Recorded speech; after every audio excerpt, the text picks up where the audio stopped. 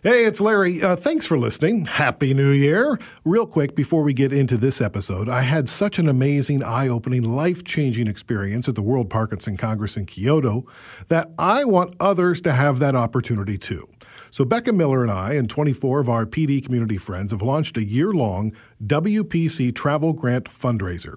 We're each doing a 2-week Facebook fundraiser. Mine's underway right now because my birthday's January 9th. All the money raised will be used to help offset travel costs so more people with young onset Parkinson's can attend the next WPC in Barcelona in 2022.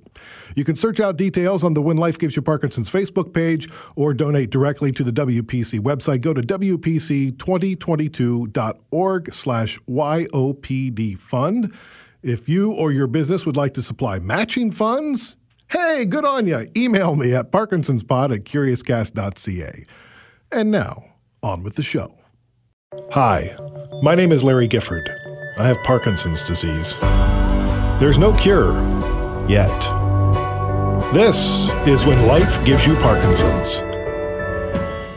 Joining me on this journey is producer and reporter Niki Reitmeyer. I'm intrigued, Larry. You said that there's no cure yet, as if you know something that we don't know. I have no big announcements regarding a cure for Parkinson's here today, I'm afraid.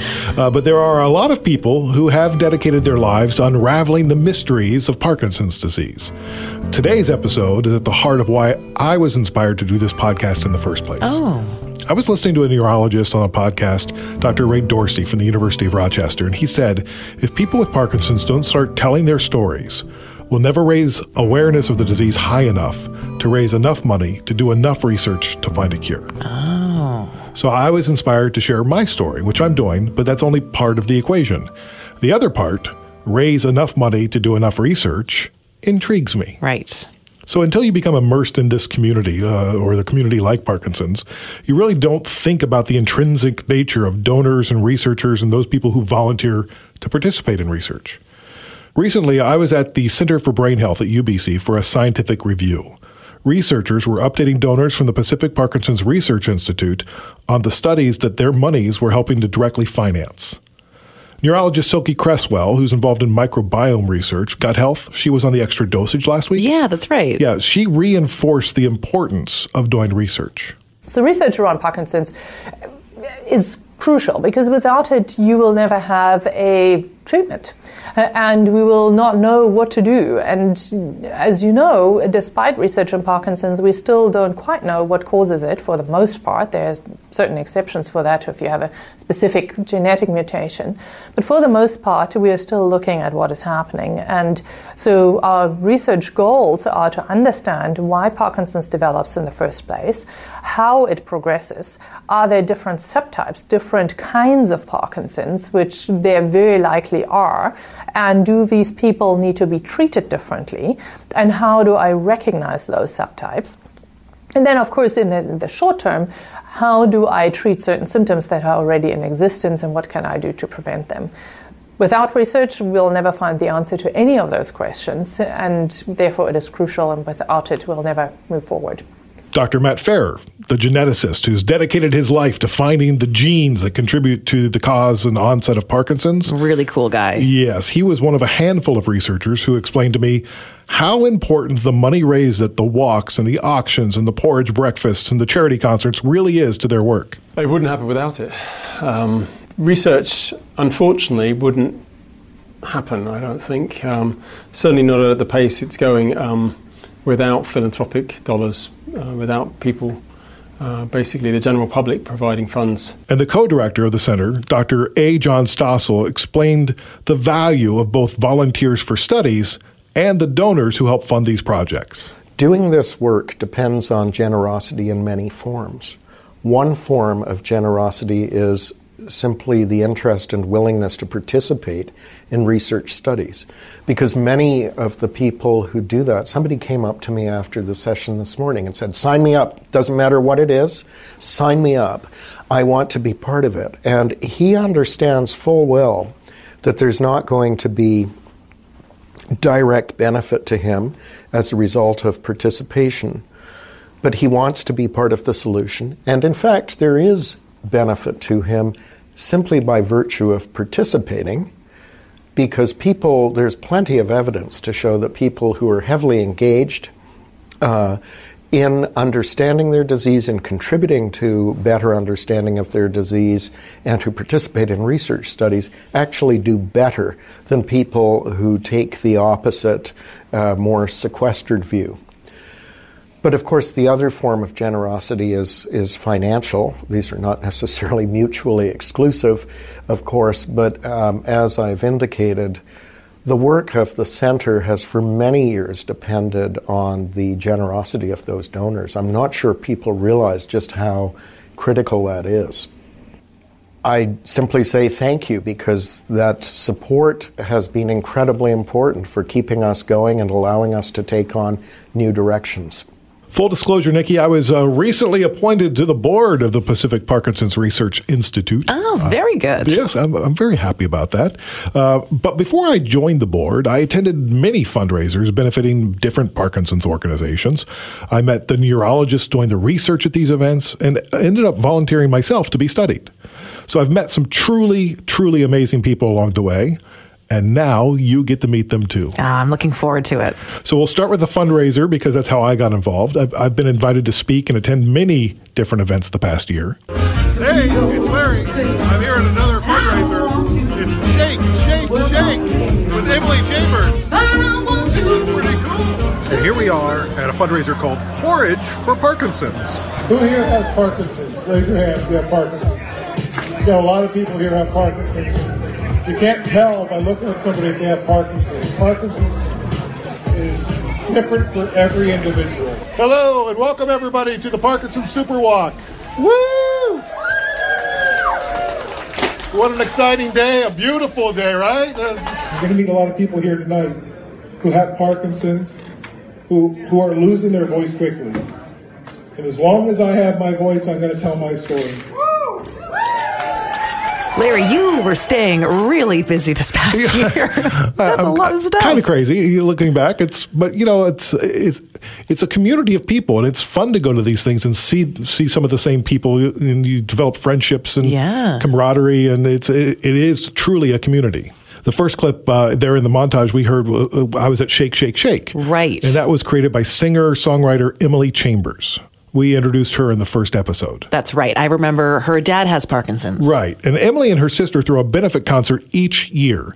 People want to do something for family and friends who have Parkinson's, and there's not a lot you can do, really.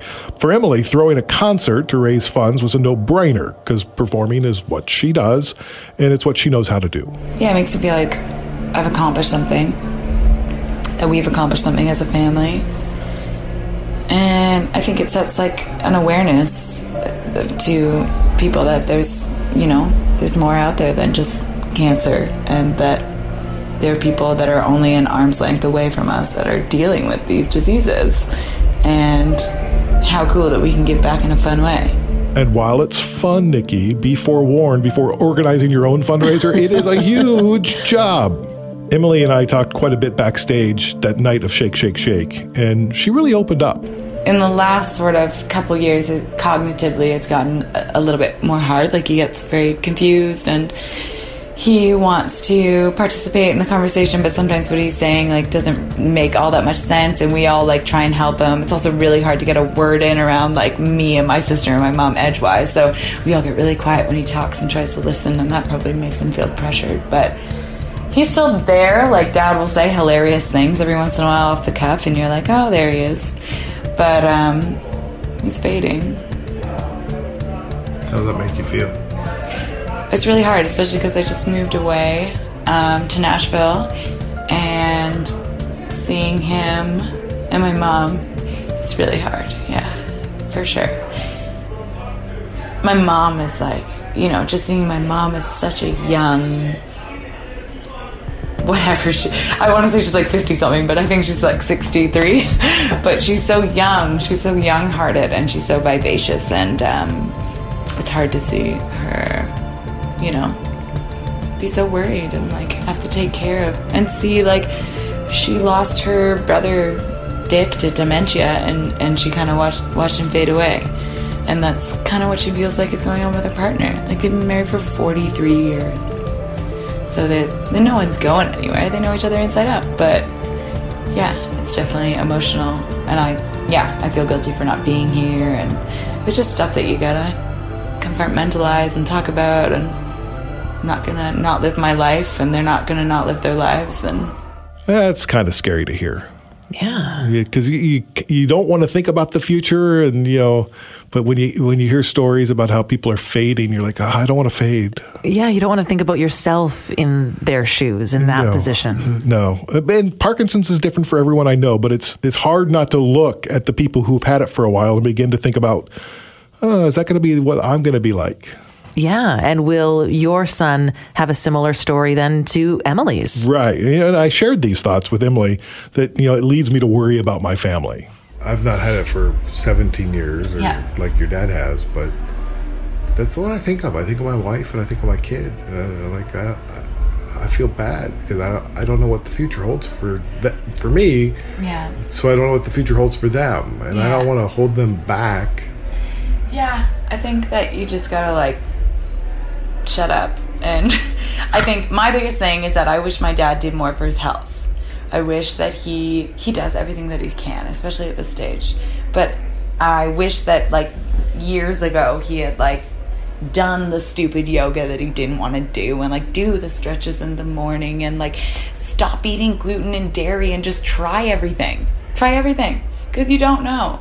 And I think he very much was this is what's gonna happen, and I'm gonna live my best life the way that I know how to, and try and introduce my dad into what if we cut bread out? He's no, that's my one love. I just bid on a year's worth of bread out there. Cobs, that's a good one. But for somebody that I research health, especially the gut matters. The gut is I think it's your first brain, but they say it's your second brain. But I would like to see him have done more. Not saying that he doesn't do everything that he can, but as I would like to see, and I'm sure your family would just like to see, try every avenue. Because as much as we still don't know about it, there are lots of trials. There's lots of things, that we can try. And my dad, actually, he donates himself, he offers himself to UBC testing every year. And so, there's, hopefully we always hope that things come out of that, and, he uses his body for science for sure. But yeah, it's frustrating for my mom to be you say that you feel better when you stretch in the morning, but you literally won't stretch in the morning unless I'm stretching beside you, and I can only do so much.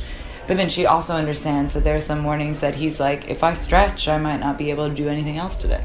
So, it's a give and take. But I don't think his mind was there 15 years ago that he was this might get here and I should maybe try this, and so I hold nothing against him, but as advice to you, I would try every diet, I would try everything that makes you feel better, because you don't have to just like Tanya said, we've been diagnosed, it's not a death sentence, No. There are people that are living totally different lives with the same diseases. And another thing to remember is that Parkinson's is such a different beast for everybody. My dad's experience might be nothing towards yours. That makes sense. I imagine that there is so many different emotions that a person with Parkinson's goes through, including emotions of guilt. Oh, for sure. Yeah. I think, even people with Parkinson's are what did I do to bring this upon myself? Right. That's when you go see the counselor. Yeah, that nice self-destructive train of thought that's not helpful whatsoever. Yes, of course. I also want to introduce you to Michael Chung. He's 28 years old. His dad has Parkinson's. He was 45 when he was diagnosed, and Michael was 11 years old. Remember, I was 45 when I was diagnosed, and my son Henry was just 8 years old. Oh, interesting. So you must have felt that his story reflected your own in some ways. Well, yeah, it's kind of similar. It's so I wonder what advice he would have for my son. And, you sort of start talking like that. Michael's parents chose not to tell him about the diagnosis for several years. Interesting. Which is a choice. Yeah, sure, yeah. They didn't discuss it in the home, and they didn't share it with others. I'm an only child. I grew up next to my cousin who's a year older than me, and we've lived next to each other basically our whole lives, and he's an only child as well, so I see him as basically my bigger brother. or my older brother. But I've never once spoke to anybody about this. You didn't even speak to him about it? No, nobody. Because for me, every time I spoke about it, it made me very uncomfortable to talk about it. So it was something that I tried to just, I didn't try to hide or ignore. I just tried to focus on the positives more so than to, like, I always find that if I try to talk to somebody about it, like, there's no cure for it. There's no cure for the disease. So it's not like if the more people I talk to, eventually somebody will be like, oh, have you tried this? Right? Have you tried honey or whatever? So I just realized at that point I was fine with it. With myself, I was fine. I was frustrated, but there was really nothing I could do. So I didn't see there being a positive to talking to anybody about it. Last year, Michael launched a website to help raise funds for Parkinson's called teaparky.com. It's an online business. So teaparky.com, teaparky.com. And I sell loose leaf tea and matcha, as well as apparel, t-shirts and hoodies and tank tops that have the hashtag BeatParky on it. So BeatParky. So essentially, I just created that hashtag BeatParky as a way to raise awareness and money with a mantra to essentially one day defeat Parkinson's disease by finding a cure or finding a way to be able to live your full entire life with it. Maybe even more importantly, he wrote and shared his family's Parkinson's story finally on teaparky.com. It felt relief, actually. It felt like I was taking something off my shoulder, weight off my shoulder that I've been trying to hide for the longest time. But there was also nervousness in that I knew eventually I had to post this and I didn't know how other people would take it. But I mean, it was basically the best thing I've ever done. Why?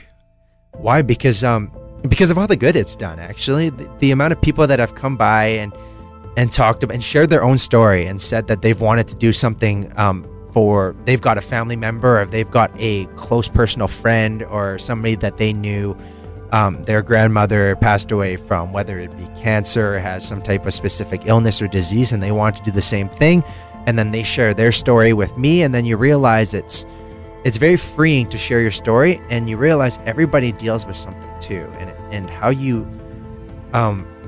basically tackle it determines how you live your life. So that's why it was very freeing for me, and that's why I was very thankful to tell my story. It's changed the trajectory of my life and kind of where my life is going. How'd your dad react? So I never actually discussed this with my dad before I did it. I just figured I'm going to regret this for the rest of my life if I don't do it, at least while he's still alive and able to see what's going to come of it. But he's been very supportive. He didn't have much to say. He was very proud, and he was just very supportive. So, Niki, fundraising can be cathartic. Yeah. It can be healing, energizing, in addition to being helpful in the hunt for a Parkinson's cure. The first fundraiser I went to was Porridge for Parkinson's. As you might expect, this was a breakfast event. I guessed it was breakfast, yes. Porridge. Right? They served porridge. Yeah. And there was all sorts of accoutrement. You get the brown sugar, and you've got the nuts, and there was some bourbon. Can we talk about your use of the term accoutrement for a second? Very impressive. Thank you. It was a beautiful sunny day in the backyard of a beautiful home in West Vancouver. And this is actually where I first met Dr. Ferrer, the gene hunter. So I tried to chat up his researchers, Emil and Jesse. We're looking at one of our latest gene discoveries in Parkinson's disease. So this here is a mutation in RUB32. So DNA JC12 is a... So at this stage, Niki, I'm lost. They're talking a different language. Yeah. I'm like genes and proteins, cells, mutations. I'm like, okay. I'm a smart guy, but what? You've left me behind here. So I kept asking questions, trying to unlock the mystery of Parkinson's and maybe my Parkinson's. Here I am with Jesse Fox. We found this mutation. We found one in a Saskatchewan family, and a second in two affected siblings in a Italian family. Like you found it in three families, or two families, three people? Yes, so this particular mutation is incredibly rare. As Matt alluded to earlier, every one of these mutations, every one of these families helps, it adds a piece of the puzzle, a piece to our understanding. So our goal is to understand every part of the disease and every gene and every protein that's going to contribute or otherwise be associated with Parkinsonism. So even these rare mutations like this one here are just imperative to our understanding. Why do you do this? It's addicting, almost. This need for developing this knowledge and this understanding, and just seeing where we're going with this neuroscience research. This is, in my opinion, probably biased, but one of the most exciting avenues of any scientific research. I feel like we're going to make the most progress, most leaps forward here, and so I want to be at the forefront of it. What does it do for you at an event like this where you get to meet people with Parkinson's, the people that you're trying to help? It opens my eyes to everything. Obviously, as researchers, they kind of keep us behind glass doors, right? Keep us locked up. So, no, it's great to be able to talk to people. And obviously, almost every single person who's either has an affected friend, family member, or who is affected is extremely grateful for the work that we do. So it's just so rewarding to be able to talk to people and show them my work and show them our work collectively as a team and say, you know, we're at the forefront doing this. We want to understand it better, and ultimately we want to cure it, right? Everybody says it. We want to cure it. We want to cure it. We want to cure it. Yep. How realistic is that in the next 10, 20, 30, 40, 50 years?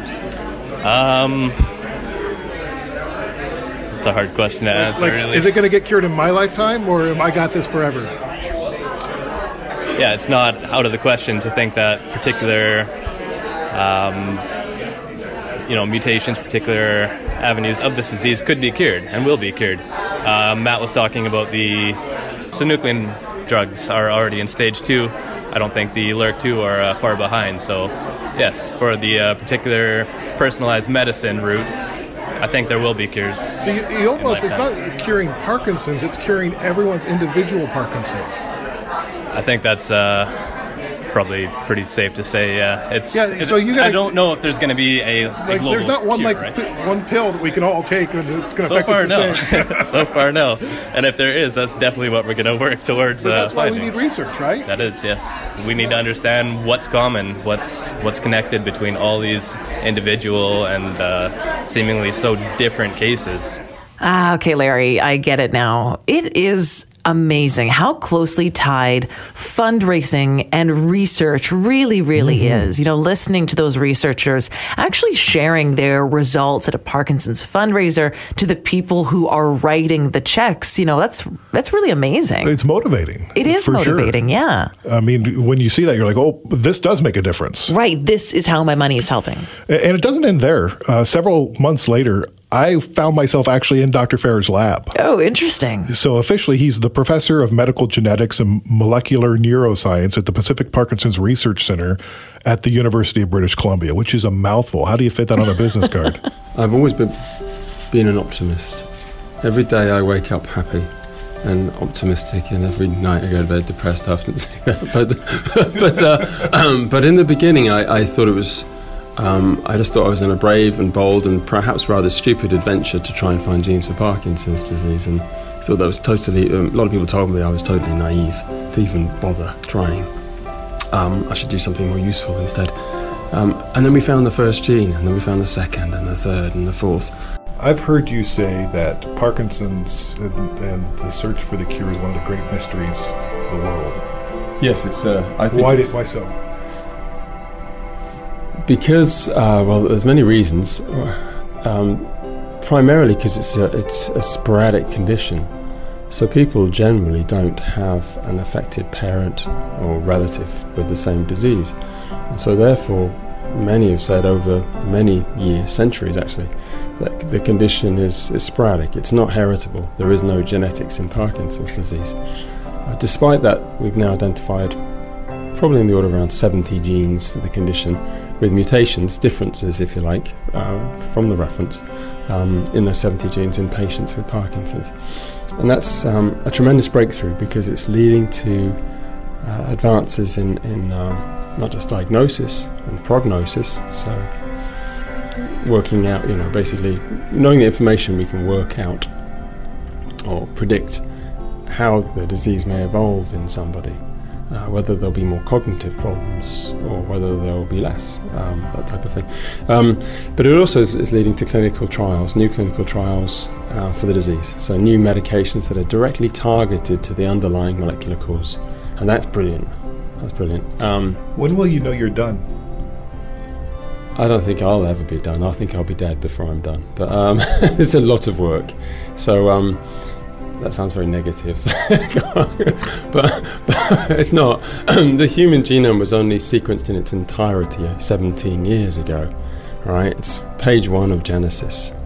And we've got the rest of the book to go. Right? So it's an amazing journey of exploration at a molecular level to try and figure out what these genes are, how they influence disease, how they work together in concert and in a brain to make a brain function, and how when there's a mutation that process goes awry and causes Parkinson's disease, and then how to fix it. That's the most important, right? This is really painstakingly detailed work, Niki. It's like a worldwide game of Where's Waldo, only it's Where's Parky? Is it fair to say that you're like the Indiana Jones of gene hunters? That's a very romantic way of putting it, but I think it's yes, probably so. And so, with each discovery, is it like winning the Super Bowl every time you find another gene? Well, the first one was really phenomenal, right? The first one was absolutely incredible. The second one it blew me away because of the frequency. We're talking tens, if not hundreds of thousands of patients with the same mutation. It's incredible. The third one, each one is amazing. Each one is amazing because each one unfolds, if you like, a story around human migration and populations around the world, and brings that to the fore, to the present day. And it's through the generosity of patients and families, and through their disease, and bringing them together, basically, to identify the single cause that in those particular patients. Larry, how did you end up visiting Dr. Farrer? So I volunteered to donate my DNA to his research. While I was there, I saw Jesse and Emil from the Porridge event. Right. And Dr. Farrer guided me through his office and down the hall and around the corners. Today is the day I'm going to donate my DNA to his research. Today, we're going to ask you for some body fluids, some mouthwash, so it's saliva, and we're going to take some of the cells from your cheek, so basically buccal cells from your cheek, and isolate DNA from them. This involves you basically just swilling some mouthwash around your mouth for 40 seconds, scraping your tongue against your teeth and against the side of your cheek, so you get some cells in there, spitting it back into the tube. That's it. We spin that material down, we extract out the DNA, the deoxyribonucleic acid, we shred it into 1 billion tiny fragments, and we sequence each of those fragments. And by sequencing, I mean we identify the precise order, if you like, of nucleotides. We take all that information and, using computers, align it to a reference human genome, and basically look for differences between your genome and the reference genome to try and identify one specific difference that may be causal for your disease. What do we think we might find out, or what's is there anything I can learn from this to help me, or is this just helping the bigger cause, which is fine too? It's very hard to have a crystal ball, but I would like to. Our objective is to predict and prevent. Right. So, in terms of your data, with luck, we will identify the genetic cause of your condition. So there are some genes for early onset Parkinson's disease that have already been described. 2 in particular I'll mention is Parkin and PINK1, and they explain probably something in the order of 15 to 20% of patients with early onset Parkinson's disease. So it may be that you have a mutation, well actually 2 mutations in this case, in those one of those genes. In terms of the bigger picture, of course that's going to help if you can consent to allow your data to be shared in a de-identified way with other groups around the world and other neurologists around the world and other gene hunters like myself.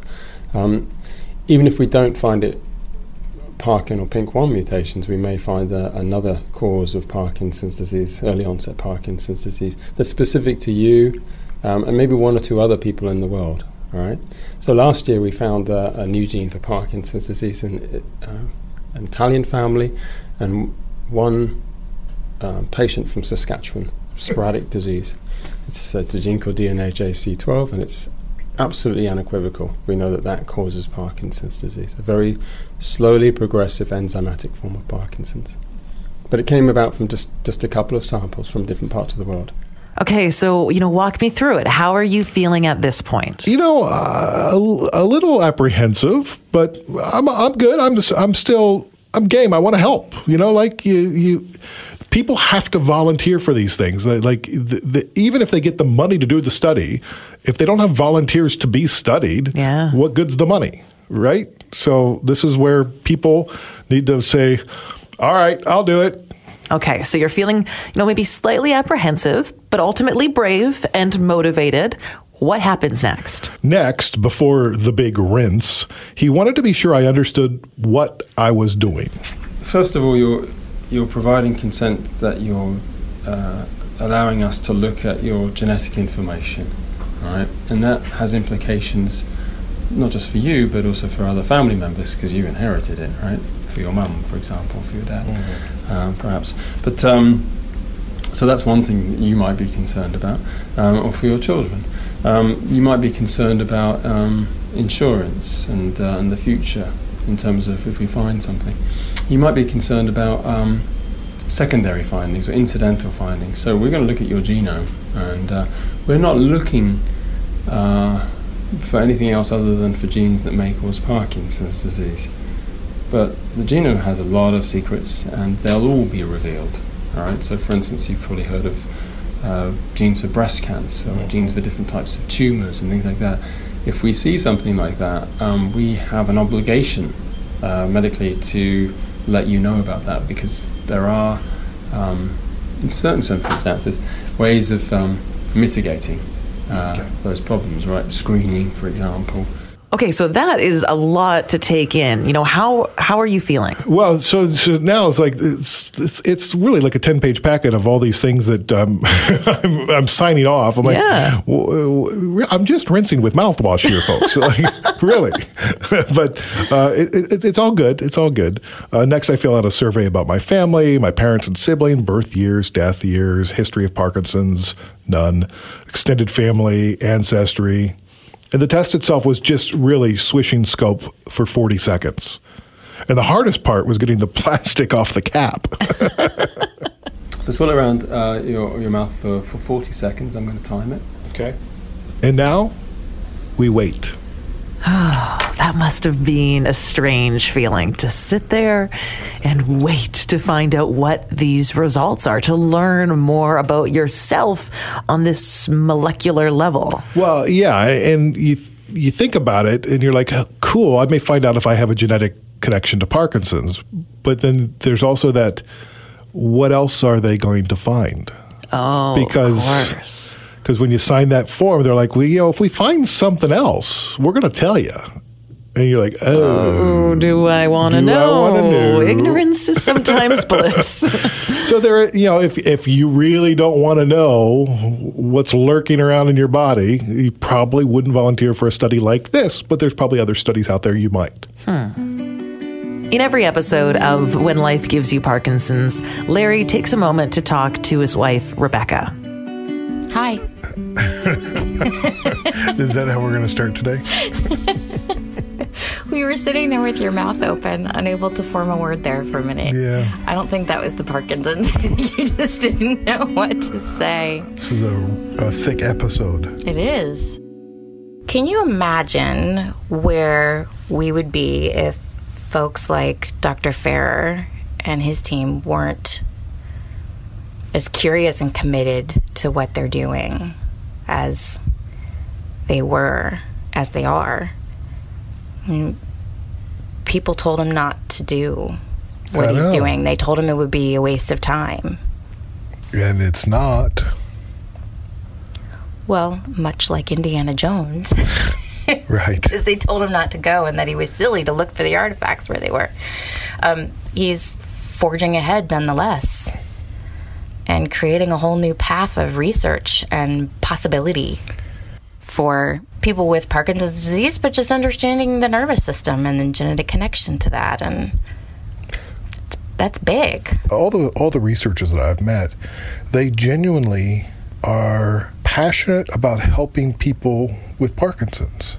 You think that you're going to encounter this big brain, and what you really encounter is this really big heart. Mm-hmm. I don't know why that surprised me, but it really did. Mm-hmm.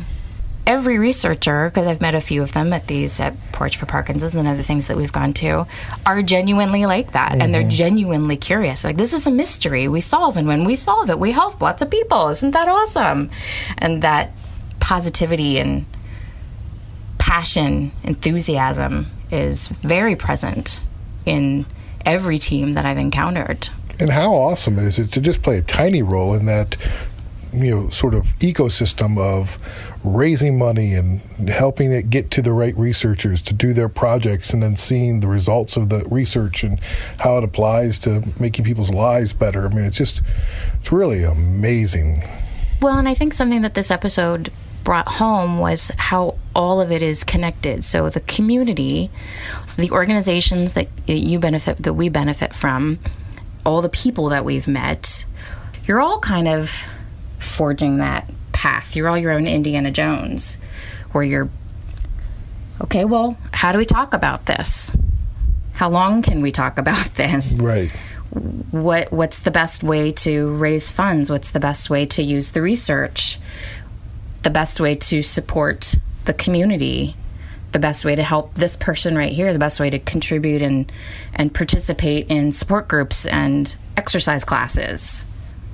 How can we help all of that, and how does that help us feel better, and then also help society at large understand the disease better? Everybody can play a role, whether you have a lot of money or not. It doesn't matter. Because if you have money, great, we'll take it. That's what the fundraising's for. But you could be a volunteer at a fundraiser. Mm-hmm. You can sign people up, and give your time, or you can volunteer your body as part of the research. And if you don't have Parkinson's, you can be part of the control group. And if you can, there's so many things that people can do along the way, and so many people are needed to pull all these things off.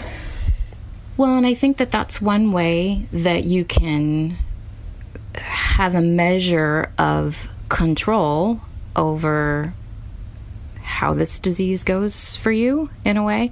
When what do we talk about is the biggest thing that we deal with related to the disease as a family, the uncertainty of it. Here's something where you see a cause and effect. Fundraising. You ask people for money.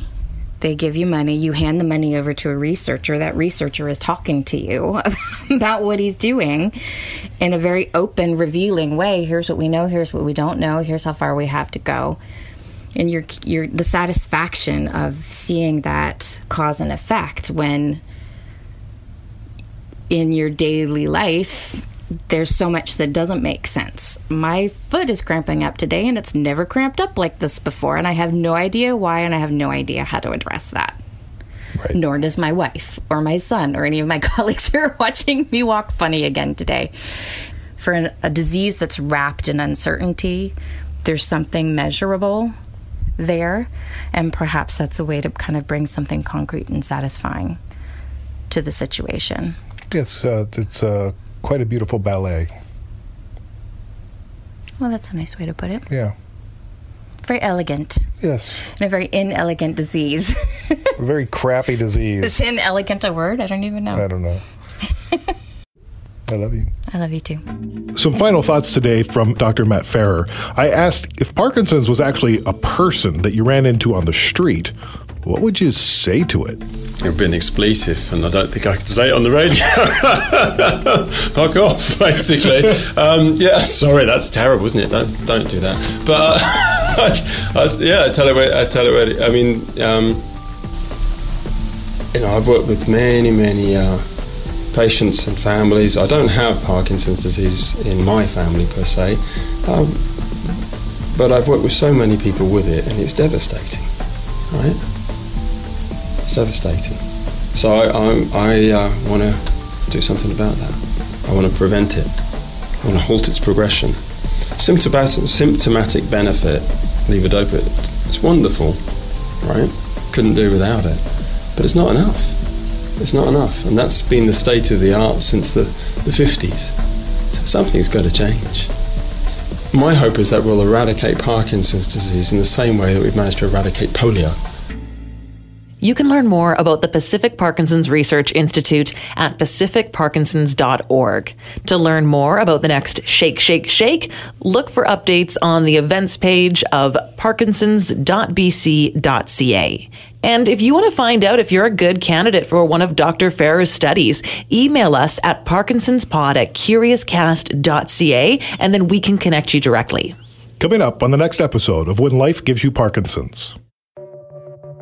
Why is your hand shaking, Daddy? My dad couldn't stop shaking, and I wanted somebody normal to be my dad. They came home, and I said, so how did the doctor go? And my mom burst out crying. And so I just automatically started crying, and I was like, what's going on? Henry wanted to jump around and play, and there's sometimes where I just need to take a nap. Does he ask a lot of questions about it? Daddy, why do you have Parkinson's? They say, they never considered that it was their dad with Parkinson's. It was just their dad. We can't pretend that this isn't anything anymore, because it is. Because of course you want to believe that your parents are healthy and aging well. It's a hard thing to see your parents get weak, I love you, Daddy. Thanks for listening. Take a moment to subscribe to this podcast, and you can do that on Apple Podcasts, Google Podcasts, wherever you're listening to this. And while you're there, give the show a rating and a review. Feel free to comment. Yeah, and if you're on Android, you can't rate it, you can't review it, but what you can do is you can share it with your friends. Tell people that you're listening. It's a simple way to help spread the word and raise awareness of Parkinson's disease. You can also engage with us on social media. It's at Parkinson's Pod at Facebook, Twitter, and Instagram. Or email Niki and me at parkinsonspod@curiouscast.ca. Keep positive. Keep exercising. And keep listening. We'll talk to you next time. Canada may be known for its landscapes and friendly people, but beneath the surface lies a darker side of crime, history, and the paranormal. Since 2017, the award-winning Dark Poutine podcast has explored the shadowy corners of the Great White North and beyond, delivering chilling tales from a uniquely Canadian perspective. Hosted by Mike Brown and Matthew Stockton with over 300 episodes and fresh releases every Monday, Dark Poutine is your weekly ticket to the creepier side of Canada. Listen to Dark Poutine on Apple, Spotify, Amazon Music, or wherever you get your podcasts.